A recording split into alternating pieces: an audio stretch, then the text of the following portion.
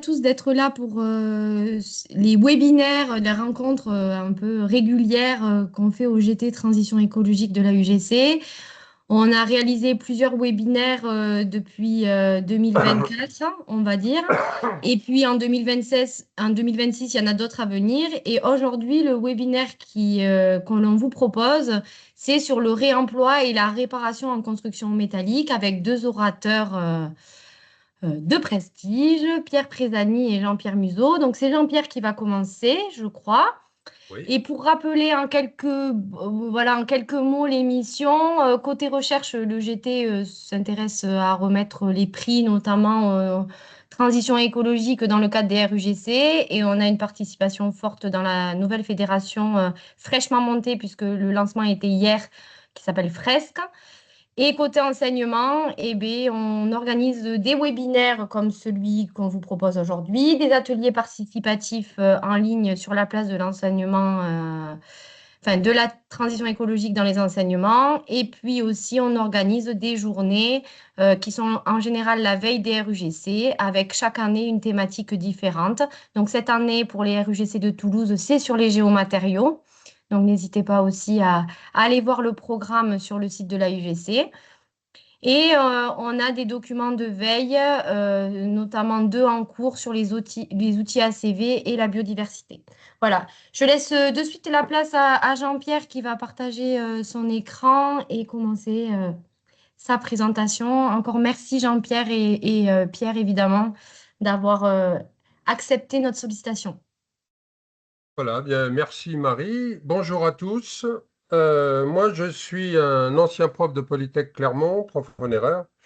Je suis aujourd'hui directeur scientifique du CHEC et j'ai fait toute ma carrière dans le domaine de la construction métallique. C'est pourquoi je vais vous parler aujourd'hui.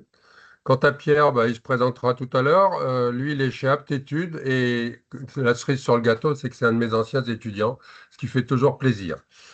Donc aujourd'hui, on va vous parler de l'acier dans le BTP, que j'ai intitulé Le roi de l'économie circulaire, donc j'ai pas pu m'empêcher de mettre l'image que vous avez dessous.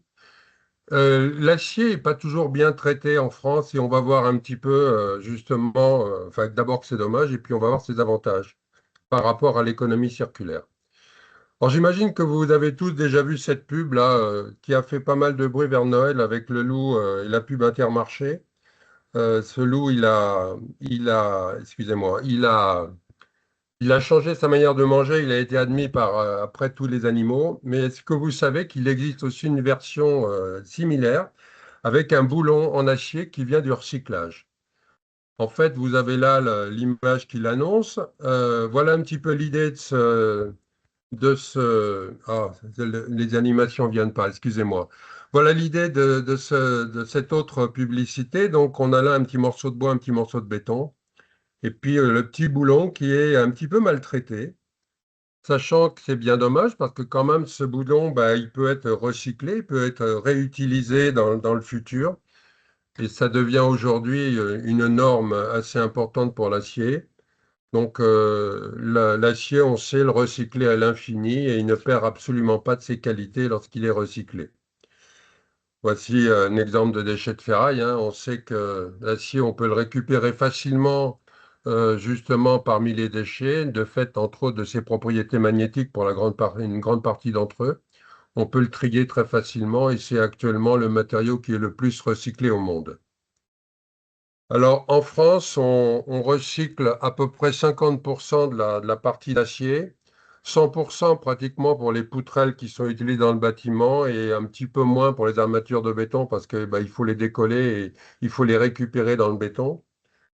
Le réemploi, et ça c'est Pierre Présani qui va nous en parler tout à l'heure, c'est aussi quelque chose qui monte en puissance et qui est une autre manière de réutiliser donc les profilés des structures précédentes. Ensuite, on peut facilement inspecter les structures, on peut facilement les réparer, les renforcer, les adapter également à de nouvelles exigences ou de nouvelles normes. Et c'est entre autres sur cet aspect-là que je vais axer la présentation par la suite. L'acier, il est léger par rapport au béton, même si sa densité est beaucoup plus grande, les sections sont extrêmement plus petites et donc c'est facile par exemple de faire des surélévations sur les structures sans pour autant affecter les fondations notamment. Ensuite, il y a des produits comme les autopatinables inox qui permettent de réduire les coûts d'entretien dans le futur, ce qui est aussi intéressant pour le développement durable. Il ne faut pas d'eau sur chantier pour les structures métalliques pures et dures, ce qui économise la ressource donc et évite les pollutions. Et puis les délais, les chantiers vont beaucoup plus vite également que la construction traditionnelle. Donc ce qui est intéressant pour les clients éventuellement, mais aussi pour l'environnement et pour les gens qui sont autour des chantiers. Ensuite, on préfabrique toujours la construction métallique. Ça veut dire qu'on a des ouvrages précis. Du coup, les chantiers vont plus rapidement et sont bien maîtrisés. Et puis, ils sont faciles et rapides à monter. Ensuite, en gros, la superstructure d'un bâtiment, c'est 5 à 6 fois plus léger que le même en béton. Donc là encore, ça va faire des fondations plus intéressantes. Donc, beaucoup d'atouts pour l'acier et on va essayer d'en voir quelques-uns. Je continue dans mes légendes un petit peu. Vous connaissez tous la fable des trois petits cochons, la maison de paille, la maison de bois et la maison de briques. Quand le loup vient souffler, ce qu'on ne savait pas, c'est qu'en fait, sous la brique, eh bien, sous la paille, il y avait une structure métallique et qu'en fait, la paille était là que pour l'isolation. Donc, n'oublions pas que c'est aussi une bonne solution pour les maisons. Ça n'était pas abordé chez les trois petits cochons, mais ça reste quand même une vraie possibilité. En France, la notion du placement pierre a la vie très dure, hein. Et ce qui m'inquiète un petit peu dans l'enseignement, et je dis bien dans notre pays, parce que c'est pas vrai dans les autres, c'est pas vrai en Grande-Bretagne, c'est pas vrai aux États-Unis, c'est pas vrai au Japon. Je pense que la construction métallique n'a pas la place qu'elle devrait avoir dans l'enseignement supérieur, et ça à tous les niveaux, que ce soit dans les IUT, les écoles d'ingénieurs ou les écoles d'archi.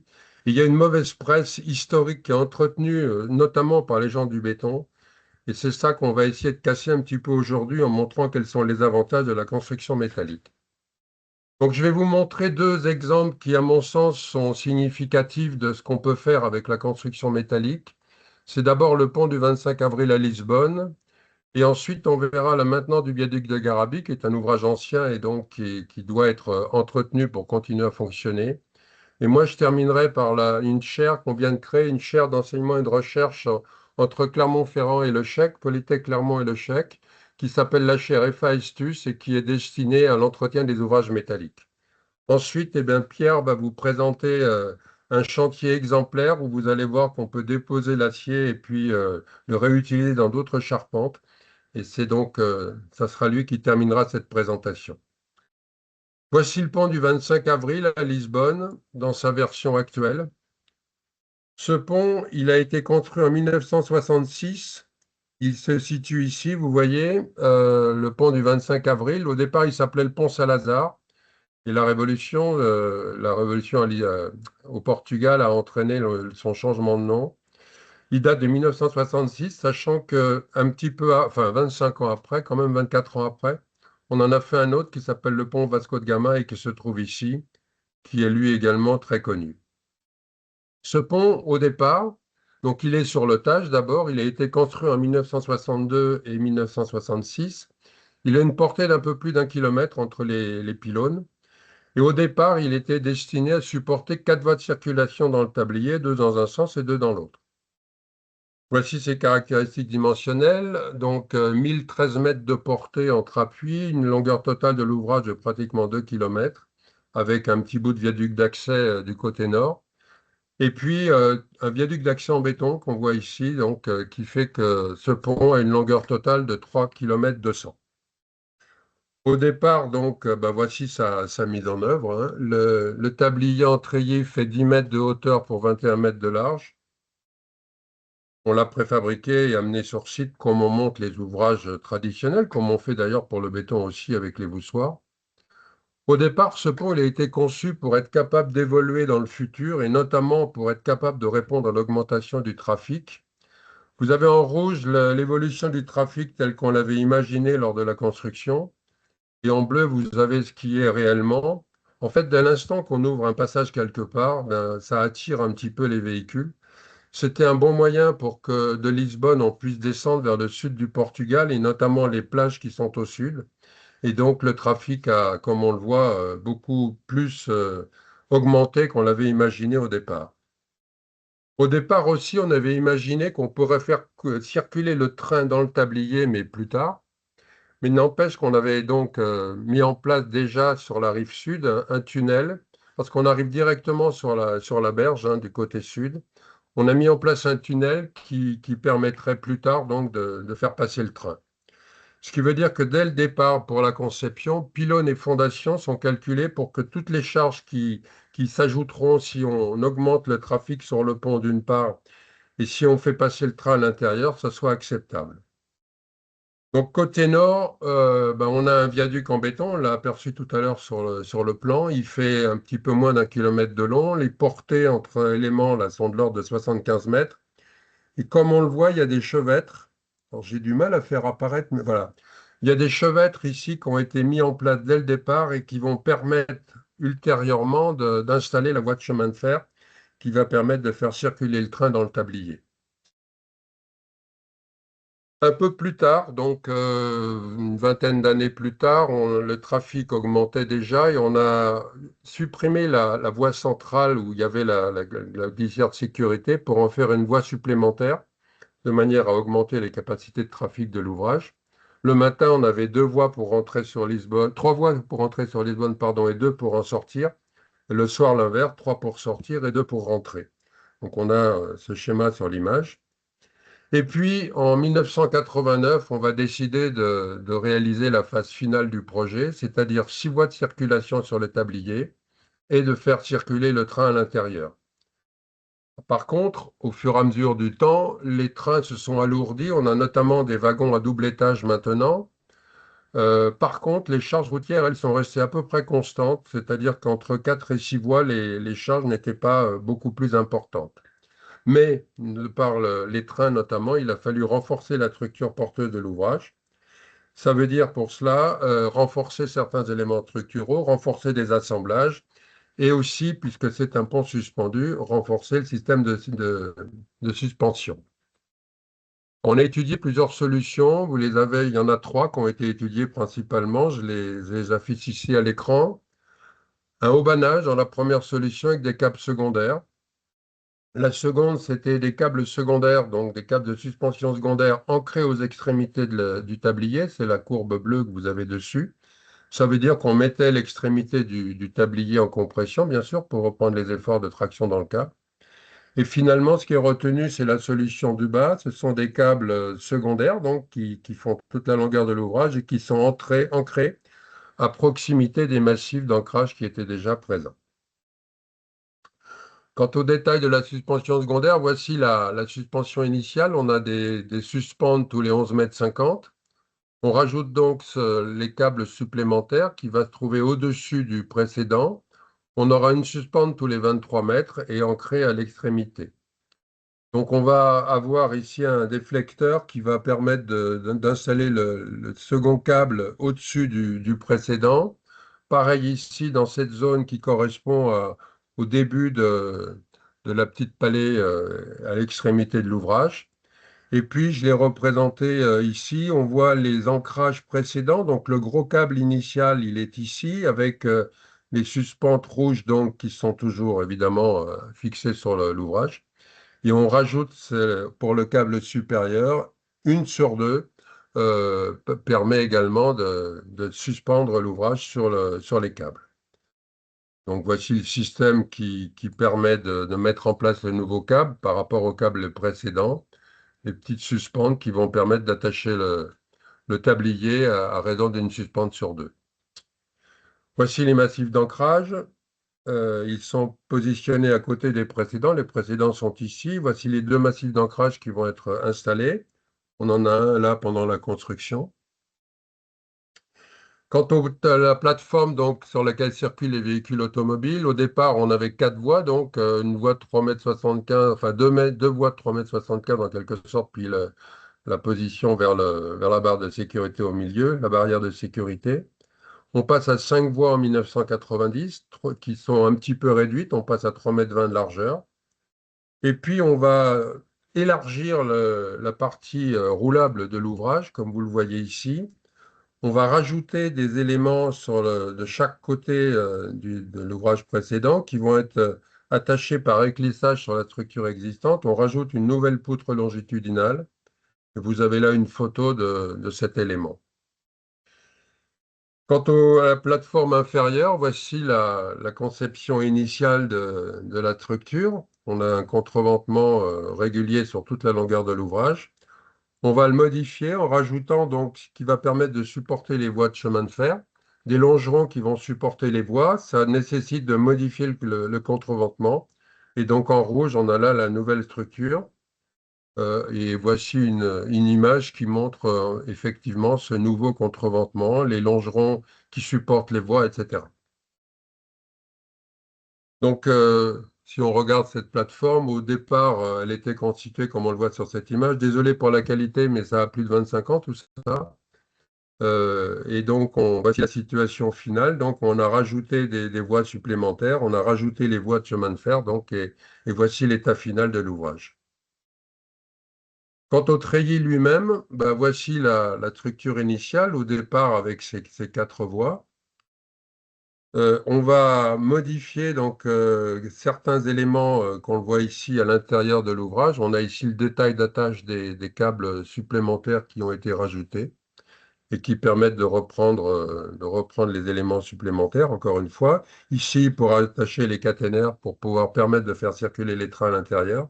Donc, tous ces éléments en rouge sont des éléments nouveaux.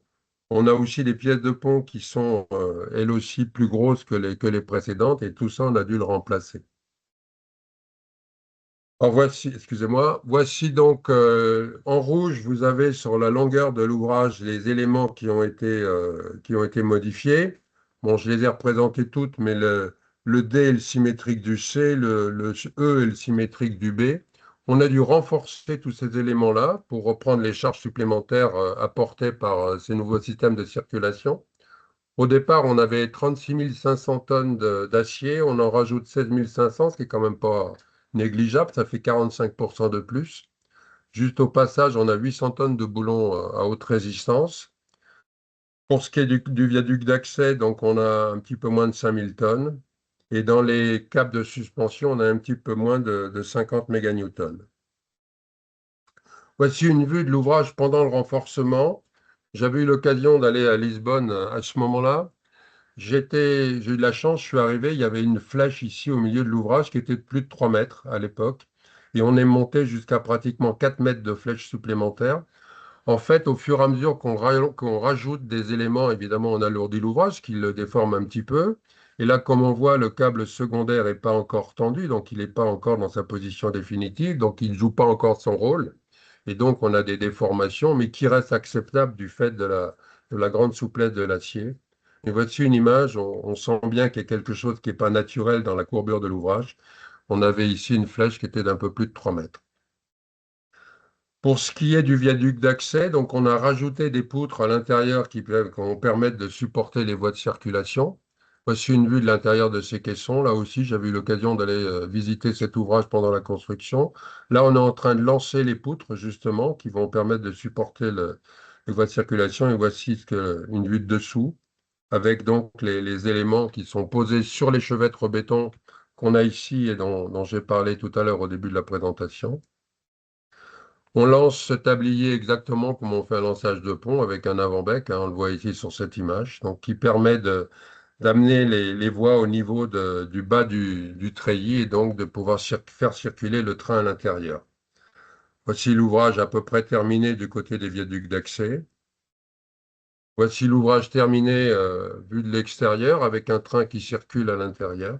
Là, on a bien le double câble avec le câble un peu plus petit placé au-dessus du précédent. Et voilà un train qui passe à l'intérieur de l'ouvrage, donc tout fonctionne parfaitement. Et cet ouvrage, donc, comme on le voit, il a évolué, il a été modifié, et on a augmenté ses capacités. Quels ont été les avantages de l'acier pour faire ce genre de choses? Bien d'abord, on peut augmenter les capacités d'un ouvrage sans changer nécessairement son poids, simplement en mettant des pièces de même section, mais avec un acier de meilleure qualité. On passe, par exemple, d'un S355 à un S460 qui augmente les capacités de résistance. On peut aussi mettre des pièces un peu plus grosses. On peut remplacer les boulons à même diamètre par des boulons de qualité supérieure. On peut éventuellement aussi augmenter leur diamètre. Là encore, pour augmenter les capacités, on peut avoir des couvre-joints un peu plus épais. Les fondations, elles, sont peu impactées parce que globalement, ça reste quand même des structures avec des poids raisonnables. Et le démontage est tout à fait similaire aux opérations de montage, donc c'est assez facile de réaliser ce genre de choses. On trouve dans la littérature, mais c'est pas si facile que ça d'avoir des avis bien tranchés pour tout ça. Voici en fonction des portées, quels sont les matériaux qui sont les plus sobres en carbone. Le béton pour les petites portées, acier-béton pour les portées un peu plus importantes, le mix acier-béton au-delà, puis acier et mix acier-béton et à partir de 400 mètres, l'acier tout seul, parce que le poids propre des ouvrages fait qu'on ne sait pas dépasser ces portées de manière efficace. Et là, je vous ai rajouté l'empreinte carbone pour tous ces types d'ouvrages. Ensuite, mais ça c'est un diagramme qui est bien connu, en fonction du mode de conception des ponts, poutre isolée, poutre continue, pont en arc, pont en hauban, pont suspendu. Voici les portées dites efficaces. Et j'ai rajouté ici les records actuels. En arc, on a le pont de Tiananmen qui fait 552 mètres de portée. En hauban, on est monté à 1104 mètres sur l'île de Rouski. Et en pont suspendu, longtemps, le pont d'Akashi a eu les records depuis 2023, justement, et ça correspond à sa portée. C'est un pont en Turquie, le pont Kanakal, 1915, qui a le record avec un peu plus de 2 km de portée. Donc, c'est bien la distance entre les pylônes. Et puis, pour terminer, je vous montre là maintenant du viaduc de Garabi. Le viaduc de Garabi, il a 142 ans en 2026. Voici quelques phases de sa construction. Là, on commence à monter l'arc. On fait le clavetage de l'arc. Pour les personnes intéressées, et vous aurez la présentation également disponible en PDF, vous avez là un lien sur le site de la FGC qui vous permet d'avoir plus de détails sur la manière dont il a été construit. Le voici aujourd'hui, cet ouvrage. Alors, on a seulement maintenant 3 allers-retours fret par semaine, un aller-retour voyageur. Et la voie est directement posée sur des traverses et longrines en bois, il n'y a pas de ballast, ce qui fait que les charges sont directement transmises à la structure. La conception initiale a été faite comme ça. Ce qu'il faut savoir aussi, c'est qu'au départ, les trains qui ont été utilisés pour le calcul, ben, vous avez là les charges hein, de l'époque de la conception. Aujourd'hui, l'ouvrage, comme on le voit, il est capable de supporter des charges bien plus importantes. On a pratiquement doublé, on est à 80% en gros de plus que ce qui a été conçu au départ. Par contre, avec des vitesses plus réduites. Ensuite, bien la SNCF, qui est propriétaire de l'ouvrage, l'examine régulièrement. Tous les 3 ans, on a un examen des parties métalliques. Tous les 6 ans, des travées d'approche en maçonnerie. La dernière inspection du métal a été faite en 2024, sachant qu'une inspection, ça dure entre 6 et 8 semaines. Alors l'ouvrage, bien sûr, il a vieilli, hein, il a supporté des désordres, on en a réparé, enfin dès qu'on les constate, on les répare. En 1952, par exemple, il y a une fissure qui est apparue sur un des appuis de l'arc que vous avez ici. La fissure, bon, on l'aperçoit plus ou moins sur cette photo. Et on a réparé ça par bridage, tout simplement, donc en maintenant les pièces en contact forcé l'une contre l'autre. Et a priori, jusqu'à présent, ça fonctionne bien. Changer un arc d'appui, c'est évidemment très, très compliqué.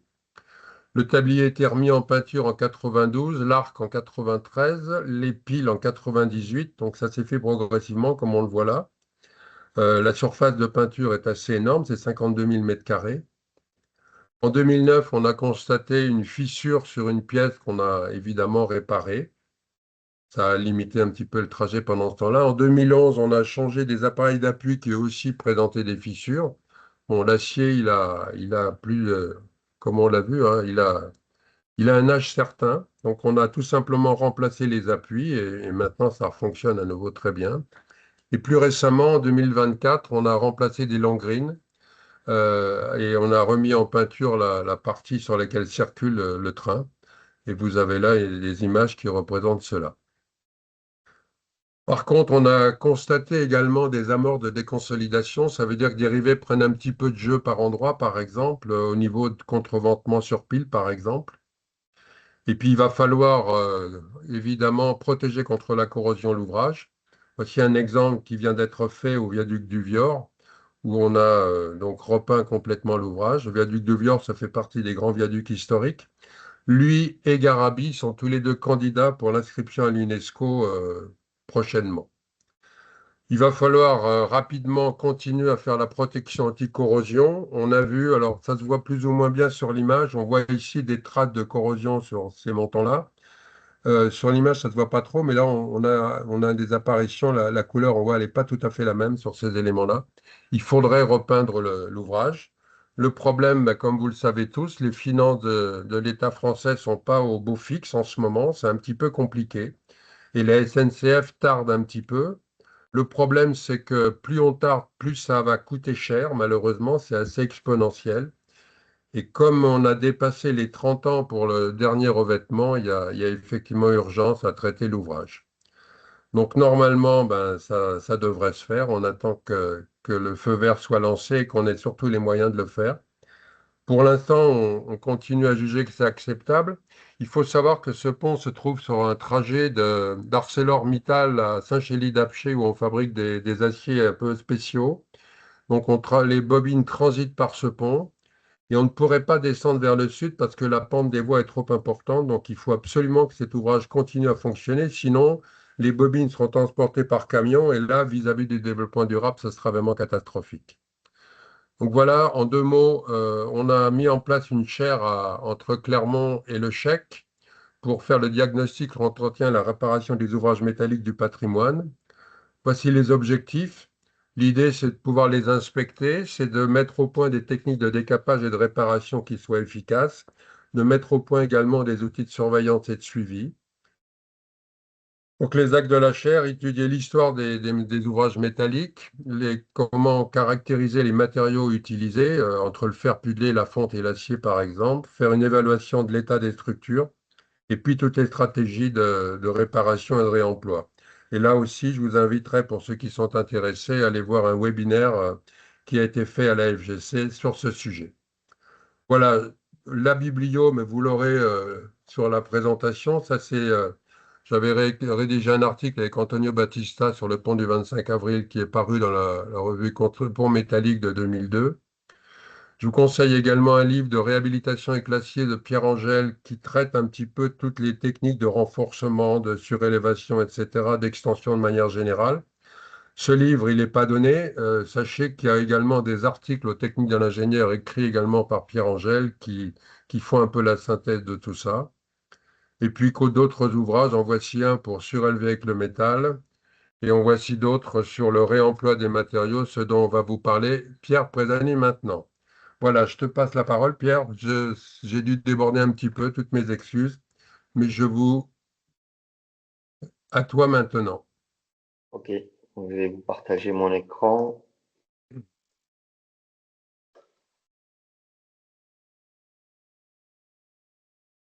C'est bon? Parce que... Pour l'instant, on ne voit pas le partage, Pierre, mais Ah, je ne sais pas si tu as partagé tout ton écran ou seulement une fenêtre. Peut-être c'est ça. là, vous voyez. Là, c'est bon. C'est fait. C'est bon pour Parfait. vous, là? Ouais? Ouais. Ouais, ouais, c'est bon. Ok. Euh, donc, moi, je vais vous présenter un chantier qui a été réalisé sur une dépose soignée de charbon métallique qui a été réalisé en 2024. Voilà. Alors, je vais me présenter avant tout. Donc, je suis Pierre Présani, ancien élève de Jean-Pierre qui vous a fait la présentation de Polytech, enfin, Polytech anciennement, enfin, Custe. Ouais. Euh, et donc, moi, j'ai toujours travaillé dans la construction métallique, dans des bureaux d'études spécialisés en construction métallique et chez les charpentiers métalliques.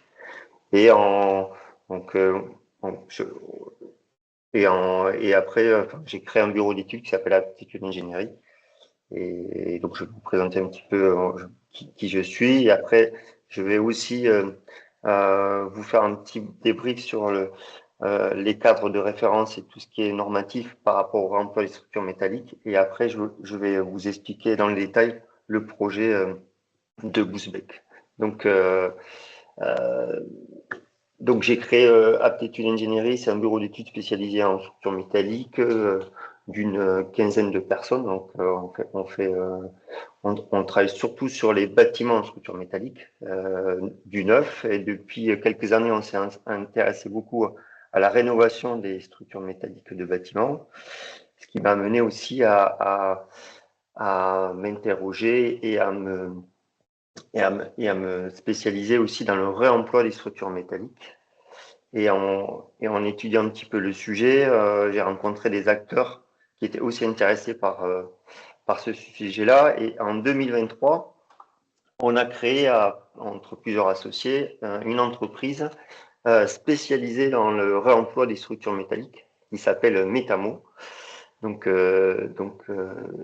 c'est réemployer les éléments métalliques dans le bâtiment. Donc il y a 3 axes à peu près de développement sur le réemploi. Donc il y a la partie un petit peu serrurerie.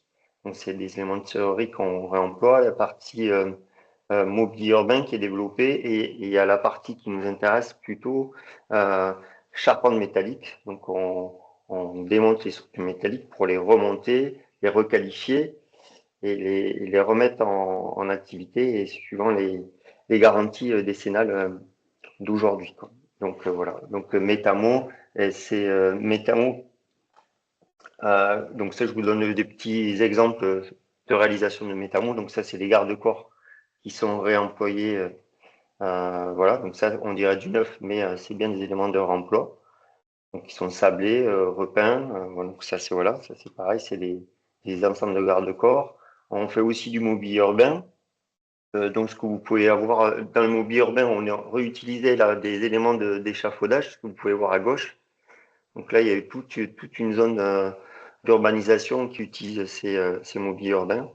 Et à droite, c'est des garde-corps, par exemple le rack à vélo Octave, qui est issu, en fait, c'est des remplissages de garde-corps qui ont été transformés en mobilier urbain. Voilà.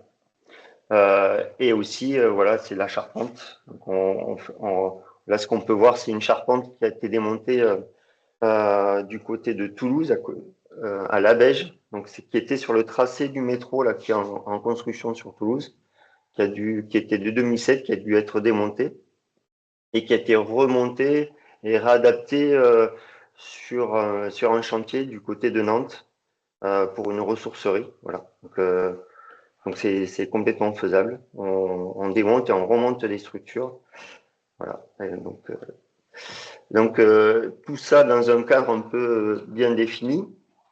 Il faut savoir que le CTICM, le Centre technique industriel de la construction métallique, a sorti en juin 2024 des recommandations qui a été validée par la C2P. Donc, ce qui fait que si on suit ces recommandations, le réemploi des structures métalliques est considéré comme une technique courante et non plus comme une technique non courante, ce qui posait des problèmes assurantiels. Donc, ça veut dire que tous ces bâtiments sont complètement assurables au niveau des assurances décennales. Voilà. Donc, Metamo a une assurance décennale pour démonter et remonter les bâtiments.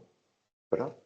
Donc, je vais vous faire un petit tour sur ces recommandations. Donc, le but des recommandations, c'est de définir la réemployabilité des structures et donner aussi un cadre aussi, parce qu'il y a quand même certaines exclusions. Donc voilà, ça reste quand même destiné aux structures qui ont été montées après, qui ont été posées après 1970, qui n'ont pas été soumis à de la fatigue. C'est limité au profil à chaud. Voilà. Donc, ces recommandations vont évoluer. J'imagine qu'elles vont intégrer aussi ces exclusions qui sont aujourd'hui décrites. Mais voilà. Donc, ces recommandations émettent plusieurs critères. Donc, elles définissent des tolérances géométriques qu'il faut respecter. Donc, il faut respecter que les profils n'ont pas été déformés, qui sont bien conformes aux tolérances des normes actuelles. Et ensuite, elle définit des protocoles de requalification. Et donc, chaque protocole de requalification définit définie en fonction de l'âge de la structure, en fonction de sa destination et en fonction de sa qualité. Voilà. On définit des lots et on définit des lots qui sont faits avec un duromètre, un appareil. Donc, on fait une corrélation des matériaux. Donc, une fois que ces lots sont définis, on réalise un protocole, d'accord, A, B, C ou D. Donc, et ces protocoles définissent un certain nombre d'essais à réaliser pour pouvoir requalifier et donner un certificat de performance de l'acier. Donc, les essais qui sont définis, enfin qui sont indiqués, c'est les essais bien connus, c'est le premier essai qui définit les caractéristiques mécaniques de l'acier, c'est l'essai de traction, d'accord, qui définit la limite élastique, l'allongement et sa résistance à la traction. Voilà.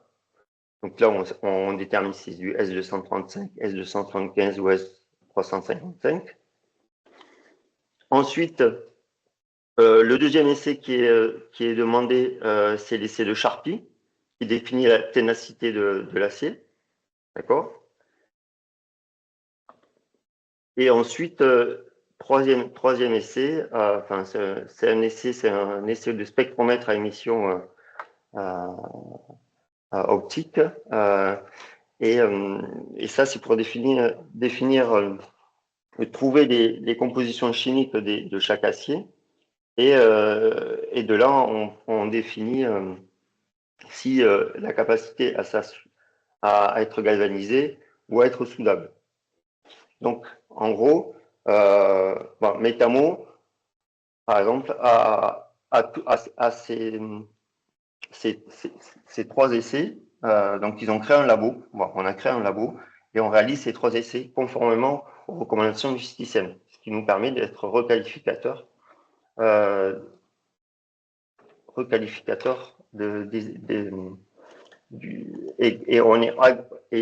étant requalificateur, on définit des attestations de performance dans lesquelles on retrouve les limites élastiques, l'allongement, voilà. On définit toute la performance de l'acier.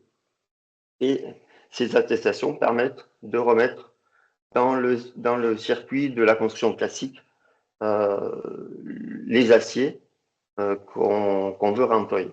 Voilà. Donc ça, c'était vous faire un petit tour normatif des aciers. Donc aujourd'hui, il faut savoir que c'est le seul matériau, l'acier, qui est encadré par des recommandations ou des règles qui ont été validées par les assurances et la C2P. Voilà. Ça, c'est important. Donc là, je vais vous expliquer un petit peu un chantier un peu phare qu'on a réalisé en 2024.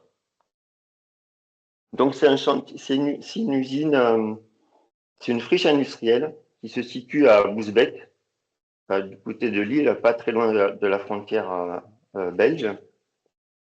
Donc, c'est un chantier qui a été. Donc, c'est une usine qui a été rachetée par l'EPF Hauts-de-France, d'accord, et pour laquelle ils ont une vraie volonté de faire une déconstruction suivant l'économie circulaire, d'accord.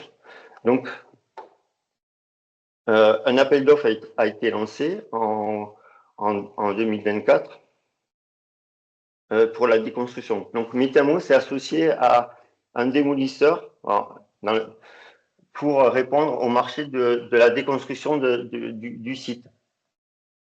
Donc, il y a 630 tonnes d'acier, plus de 16 000 m² de surface de couverture à démonter. Donc, les étapes clés de la méthodologie de démontage, on est allé tout d'abord repérer les lieux, faire un repérage, pour pouvoir estimer le coût de la déconstruction. Ensuite, a été réalisé un diagnostic de la structure existante. On a défini des procédures de démontage et de préparation de chantier. On a réalisé le chantier de démontage. Il y a eu un stockage. Et ensuite, on réalise des attestations de performance suivant les recommandations du système que je vous ai brièvement présenté tout à l'heure. Donc, première étape, c'est repérage des deux. Donc, on fait une analyse du diagnostic PEMD. On travaille sur la pertinence économique du démontage. On visite les sites. On prépare, on pique les poteaux parce que souvent, sur ces sites-là, les pieds de poteaux de charpente sont noyés dans le béton. Donc, on fait un piquetage pour savoir comment, à quel endroit, de quelle profondeur sont ancrés les poteaux, si on doit les couper ou si un piquetage suffit pour démonter les pieds de poteau.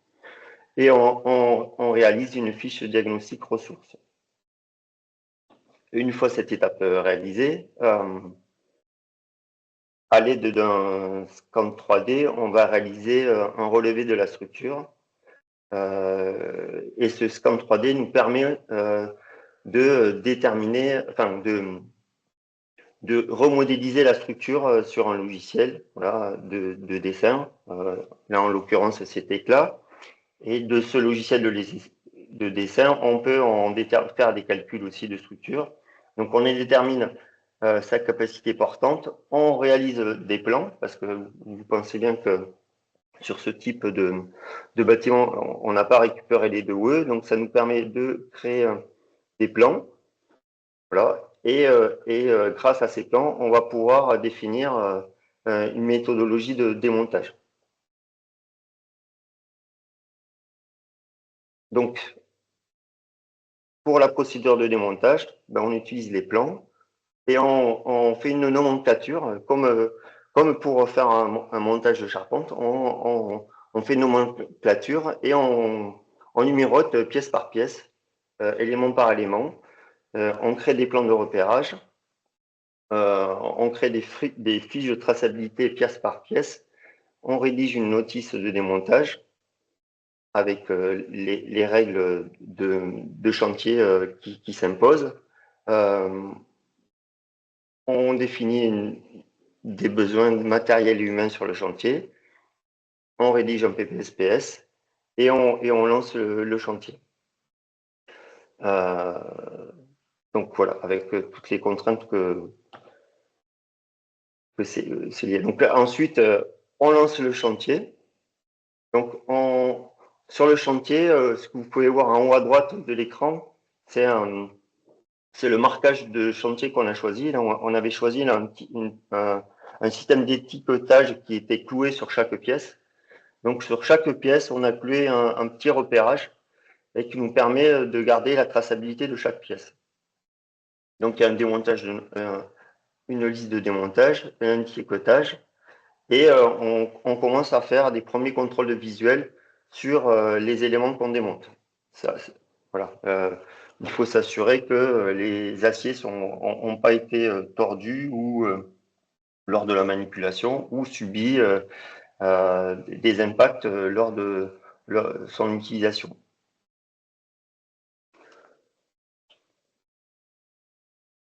Ensuite, ces aciers ont été. Donc, on a trouvé un site de stockage pas très loin de Busbecq. Alors, c'est à Cambrai. Tous les aciers, là, les 630 tonnes qui ont été démontées, ils ont été stockés sur un site à côté de Busbecq, à Cambrai.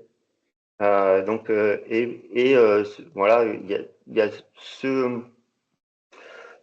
cette problématique de stockage, enfin, qu'il faut gérer. Donc, il faut faire des listes d'approvisionnement, des chargements de camions. Donc, il y a tout un procédé de logistique à mettre en œuvre, d'accord, des déchargements à prévoir, voilà, et des camions, voilà.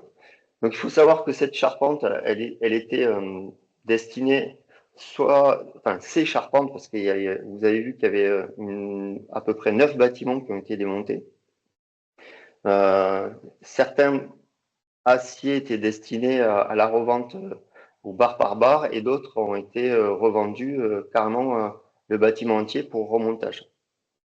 D'accord? Donc après, on réalise, une fois que le bâtiment a été vendu, on réalise les attestations de performance de chaque acier. Donc on fait des tests de requalification grâce au labo de Métamo, donc grâce aux essais de traction, grâce à la machine de Sharpie et au spectromètre, on définit les caractéristiques de chaque acier et les fiches de performance. D'accord? Et on fait des tests, enfin, on rédige voilà, une fiche d'attestation de performance, et c'est la fiche d'identité de chaque pièce, et qui garantit leur limite élastique, voilà, comme une fiche matière qu'on pourrait avoir d'un fournisseur d'acier. Voilà. Donc, ensuite, ces aciers, ben, je vais vous donner deux exemples. Donc, il y en a un qui a été, vous voyez, les bâtiments, ils sont pas allés très loin de Bousbecq, là, du côté de Lille. Il y en a un qui a été remonté du côté de l'Oise. Donc, c'est un projet qui s'appelle Néocem. Et donc, là, on a participé aussi à l'ingénierie du remontage du bâtiment. Donc, ce que vous voyez en haut à gauche, là, c'est le nouveau bâtiment qui a été remis en œuvre. Donc, c'est une usine de ciment bas carbone. Vous voyez, et en bas, c'est la phase de montage de la nouvelle usine. Et donc, on a réutilisé un maximum d'acier. Donc là, il y avait quand même une particularité, une complexité du bâtiment, c'est que là, on est allé au bout du processus du réemploi, parce que là, toutes les pièces que vous voyez issues du réemploi, c'est des pièces qui sont en rouge sur le croquis en 3D là. Et il n'y a pas une pièce qui a pas été qui est repassée en atelier. Donc là, on a dû s'adapter au projet architectural et aussi au process qui était sous le bâtiment. Donc on n'a pas eu trop le choix. Donc on a dû beaucoup transformer le bâtiment d'origine. Mais c'est possible. Donc voilà, ça a été réalisé avec un coût matière à peu près identique à du neuf. Et donc voilà. Enfin, donc ce bâtiment, il a fallu trouver aussi des astuces calculatoires pour que ça fonctionne, parce que le bâtiment, il faisait 2-3 mètres de plus de haut. Il était plus haut, avec des charges de vent plus fortes. Donc, on a trouvé des systèmes de contreventement supplémentaires. Vous voyez qu'on a rehaussé le bâtiment. Les éléments en bleu, là, en fait, c'est des éléments neufs. Donc, on a dû rehausser le bâtiment, remettre des éléments de contreventement pour rigidifier la structure, parce qu'elle était trop souple, parce qu'à l'origine, elle était d'une hauteur plus faible. Donc, on voit que, qu'il y a une ingénierie, il y a une ingénierie du réemploi qui se rapproche aussi de la réhabilitation. Donc, ça se rapproche un peu aussi de la présentation de Jean-Pierre sur le pont, pour lequel les ingénieurs ont trouvé des astuces, où ils ont fait des calculs ou des travaux d'études pour pouvoir augmenter la capacité du pont. Et là, on se retrouve un petit peu dans la même situation. On augmente, il faut adapter le bâtiment à sa nouvelle configuration, donc avec des charges peut-être supplémentaires. Donc tout ça, ça génère de l'ingénierie supplémentaire. Et il est sûr que le matériau qui permet ça, c'est l'acier. Voilà, beaucoup plus que le béton, que le bois. Et donc là, vous voyez, on peut transformer, couper les aciers, rajouter, rehausser. Donc il y a quand même une flexibilité indéniable sur les projets acier, quoi. Voilà. Alors que ce soit en neuf, en réemploi ou même en réhabilitation, on voit que ce matériau est flexible. Voilà. Donc là, ce bâtiment, donc là, c'est une part de bâtiment. Donc il a permis quand même de faire une économie carbone de 88 tonnes hein, de CO2. Faut savoir que suivant la RE 2020, les éléments issus du réemploi, en calcul ACV, on peut les considérer à zéro. Donc c'est une incitation. C'est pas vraiment zéro, mais c'est une façon d'inciter au réemploi. Mais pour les acteurs de la construction qui cherchent à faire des économies carbone, c'est quand même une solution très très intéressante. Utiliser du fer pour faire du réemploi, ouais, c'est une vraie économie carbone. Donc ça, c'est ce que je peux vous faire voir, c'est des photos aussi qui ont été faites. Voilà. Donc ça, ce que vous voyez à gauche, c'est toujours le même projet. Hein, c'est le bâtiment d'origine. C'est intéressant. Qui était pas si vieux d'ailleurs. C'est un bâtiment des années 90 qui a été fait dans les années 90. Parce que vous voyez qu'il est quand même plutôt propre. Et à droite, voilà, c'est le projet de l'usine ciment bas carbone qui a été réalisé. Donc on s'aperçoit aussi sur ces projets-là qu'il faut que tous les acteurs aient une vraie volonté de vouloir mettre en œuvre du réemploi. Donc voilà, donc c'est pas pour rien que le maître d'ouvrage final, c'est quelqu'un qui fait du ciment bas carbone, donc qui est sensible au sujet du bas carbone. Donc voilà. Donc, et le client avait déjà choisi le bâtiment avant même de réaliser les plans de son usine. Donc il avait sélectionné, réservé une partie du gisement sur le site de Bousbecq, voilà, avant le démontage du bâtiment. Donc deuxième projet, c'est un projet, voilà, c'est un petit projet, mais toujours intéressant. Donc là, c'est un autre des bâtiments de Bousbecq qui a été réutilisé. Donc là, c'est les portiques et les pentes qui ont été réutilisés pour réaliser une salle polyvalente. Voilà. C'est un élément de structure que vous voyez en bas. Donc là, c'est pareil, il y avait une vraie problématique de, ben voilà, on a quand même des portiques qui reprenaient juste une couverture en bac acier. Et là, c'est une couverture d'un bâtiment de collectivité avec une forte épaisseur, isolée, donc avec des chargoux plus importantes, pas avec les mêmes conditions climatiques.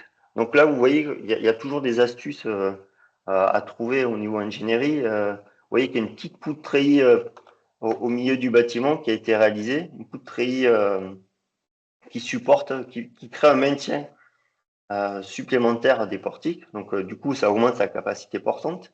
Et ce treillis, il fait office aussi de support de cloison mobile pour la salle polyvalente. Voilà.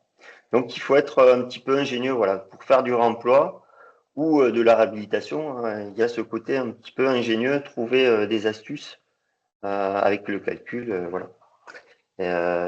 Bon, c'était le petit message que je voulais passer. Donc ensuite, il y a ça, c'est voilà, c'est les photos du bâtiment à gauche, alors, qui était un peu plus vieux là, vous voyez, qui est un petit peu plus abîmé et qui a été remis en œuvre sur le projet à droite. Donc là, c'est en cours de montage. D'ailleurs, c'est le chantier n'est toujours pas fini. Ça, c'est des photos qui sont plutôt récentes, qui sont de il y a moins d'un mois. Donc le bâtiment est en cours de montage. Donc les éléments ont été ressablés, repeints, voilà. Et là, il y a des éléments neufs et du remploi, et on voit que on distingue pas trop les éléments issus du remploi ou les éléments neufs. Donc voilà. Tout ça pour vous. Moi, j'ai fini ma présentation, mais c'était pour vous. Moi, j'interviens aussi en tant que professionnel dans les écoles d'ingénieurs, notamment à l'INSA de Toulouse. Et je fais un projet construction métallique avec calcul des structures sur robot, calcul aux Eurocode. Et je m'efforce à intégrer à chaque fois un projet avec du réemploi pour aussi sensibiliser les élèves, pour leur dire, ben voilà, c'est possible, il faut le faire. Et moi, le message que je veux faire passer, c'est que il faut sensibiliser les jeunes pour que eux, c'est eux qui vont être acteurs sur les projets de réemploi ou de réhabilitation, Donc, ça, en gros, c'est en les formant qu'on va les stimuler et qui vont prendre l'initiative. Parce qu'on voit, nous, dans le milieu professionnel, je vous le dis, c'est tous ces sujets d'économie circulaire, tous les gens de ma génération, là, c'est un peu dur. Enfin, ils y vont pas spontanément. Voilà. Et c'est plutôt les jeunes qui sont formés avec, suivant l'économie circulaire, suivant le développement durable, qui sont sensibles à ces sujets-là et qui imposent dans les marchés, voilà, des sujets avec du emploi, de la durabilité, voilà. Donc c'était un petit peu le message que je voulais passer. Voilà, j'espère que j'ai été un petit. Voilà. Merci en tout cas, Jean-Pierre et Pierre, pour ces super présentations très intéressantes. On aimerait bien vous écouter parler encore plus. Ben, on est quand même timé dans le temps, donc normalement on finit dans 2 minutes, mais on peut évidemment échanger. Et puis je suis certain aussi que vous deux étant passionnés, vous aurez l'occasion d'échanger avec les personnes par ailleurs, soit dans le cadre de la chaire, soit dans le cadre d'autres événements. Est-ce que ici en ligne, il y a déjà quelques questions pour Jean-Pierre ou Pierre sur leur présentation ou sur d'autres sujets? Sandrine, vas-y. Oui, bonjour, merci pour ces présentations vraiment, enfin, moi que j'ai trouvé réellement passionnantes. Voilà, c'est vrai que c'est des sujets qu'on enseigne. Pour rebondir sur la remarque de Jean-Pierre Museau, alors peut-être que dans certains IUT, c'est pas beaucoup enseigné. Chez nous, la construction métallique est enseignée avec autant d'heures que le bois ou que le béton, donc ça vous ferait peut-être plaisir. Voilà, c'est lié aussi aux enseignants sur place. Et c'est vrai que le réemploi, on a un cours qui s'appelle économie circulaire, donc on présente l'acier comme étant le matériau qui se réemploie le plus et les autres étant plutôt dans les phases recyclage. Justement, par rapport à ce réemploi et aux recommandations que vous avez présentées, donc là je m'adresse plutôt à Pierre, en fait, ce sont des recommandations, mais ce n'est pas une réglementation.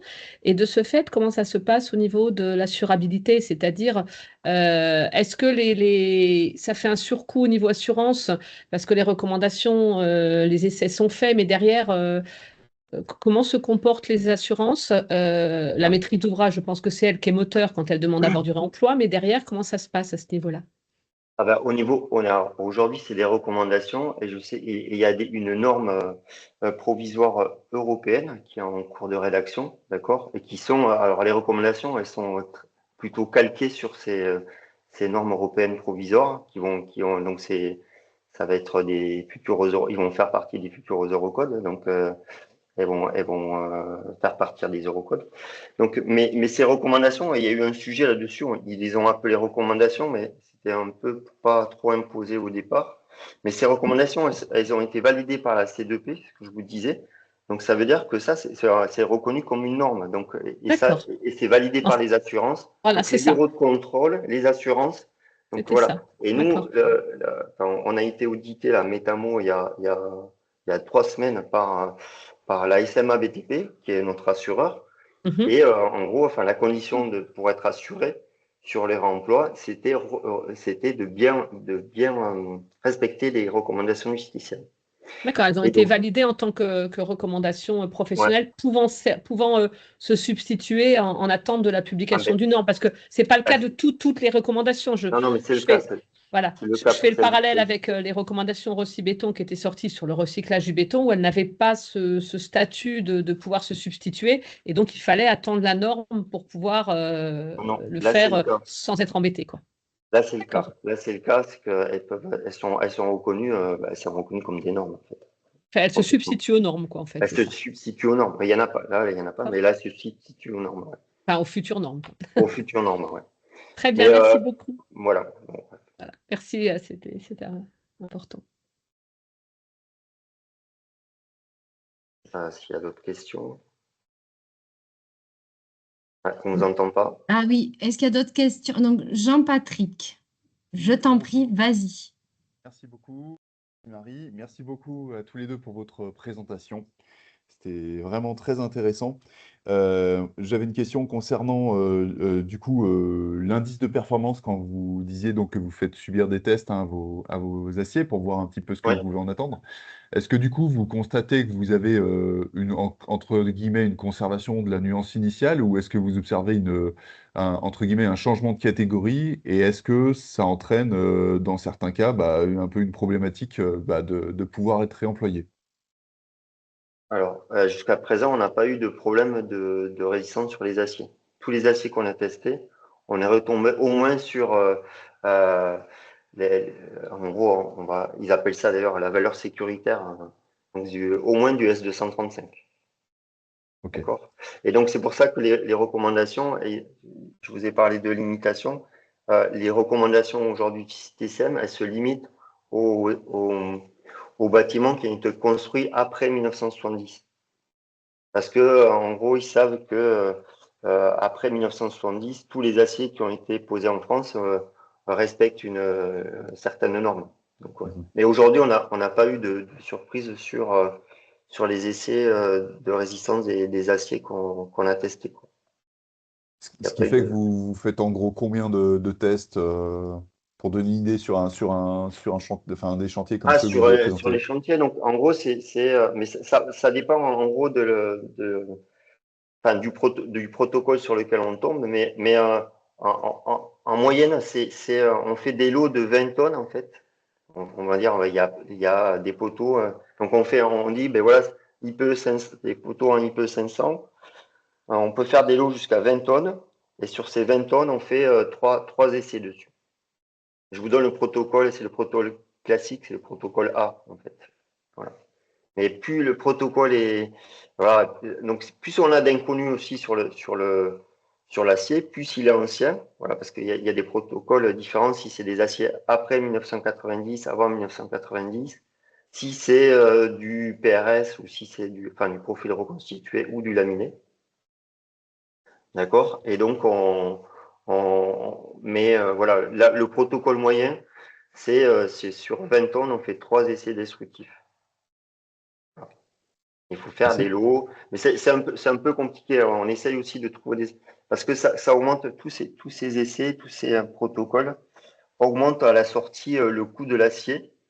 Parce que nous, on essaie, enfin, le but, c'est que l'acier issu du réemploi soit au même prix, à peu près enfin, soit au même prix que le neuf, quoi. Et le gain, c'est le carbone, en fait. Mais c'est pas si évident parce que, vous voyez, enfin, juste pour vous indiquer, aujourd'hui, on s'aperçoit avec l'expérience, on se limite à des charpentes avec du profil laminé classique parce que, par exemple, une charpente treillis, elle va générer beaucoup plus de main-d'œuvre, beaucoup plus d'essais parce qu'il y a plein de pièces différentes. Et donc, ça veut dire qu'à la revente, elle est plus du tout compétitive. Donc, on voit qu'aujourd'hui, enfin, avec les protocoles qui sont définis par le STCM, eh bien, on se limite à certains types de bâtiments. Parce que le treillis, tu le démontrais pièce par pièce? Bah, il faudrait essayer pièce par pièce. En fait, il faudrait faire des lots de cornières, pièce par pièce, ouais, des pièces par pièce. Et après, il y a tout le côté aussi humain hein, qui coûte cher. C'est le démontage, retraitement de surface aussi, si le client veut retraiter voilà, sablage, retraité, donc tout ça, tout ce qui est manipulation génère des coûts supplémentaires sur l'acier et le rend moins compétitif par rapport à du neuf. On se bat pour ça. Donc jusqu'à qu'on valorise plus aussi l'économie carbone. Peut-être qu'il va y avoir des taxes supplémentaires qui vont faire qu'on sera plus compétitif sur du remploi.